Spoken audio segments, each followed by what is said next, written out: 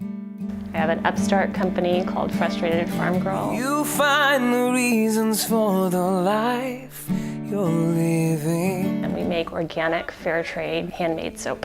It started a few years ago as a blog. The name Frustrated Farmgirl initially came from the fact that I was beekeeping in my backyard. I had an organic garden, I had chickens, so I was a little frustrated over the size of my backyard. Over time, we decided to sell our house to free us up to do soul-satisfying, redemptive work. As I learned more about trafficking and some of the root causes of poverty, the frustration shifted from the size of my backyard to issues surrounding poverty and human trafficking.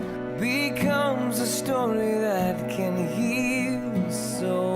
I choose 3 words to live by every year. In 2010, it was write, pray, and learn. So I wanted to pray about where God would have me using my gifts and abilities. I was wanting to learn more about the craft of soap making, and I also chose a few books to read. I was sitting in bed reading Gary Haugen's Terrify No More, and I told my husband, I'm like, it's like reading a horror story. I'm like, I feel like I'm reading this book between splayed fingers. And my sweet baby girl, 15 feet from me in her bedroom, is sleeping the sleep of a child who's never had to deal with that. And I have a 9.5-year-old boy.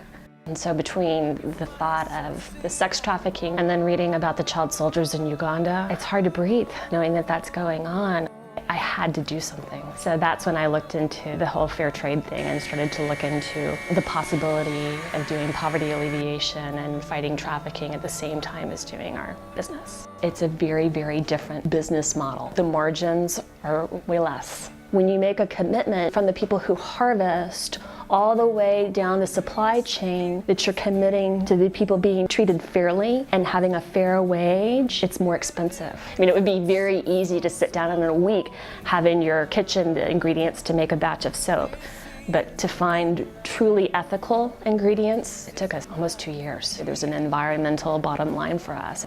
Poverty makes people vulnerable to trafficking. There are the people that sell their kids, but I think the more common narrative is that people don't have a choice. Somebody comes into town and offers your child shelter, clothing, and education when you barely are keeping them fed. And then you think about the bonded labor, where it goes down from generation to generation and your children are born into slavery because you had a $30 medical bill 20 years ago that you couldn't pay, so you went to this guy and got a loan, and all of that goes back to poverty. People didn't have a choice, or they would have done something different.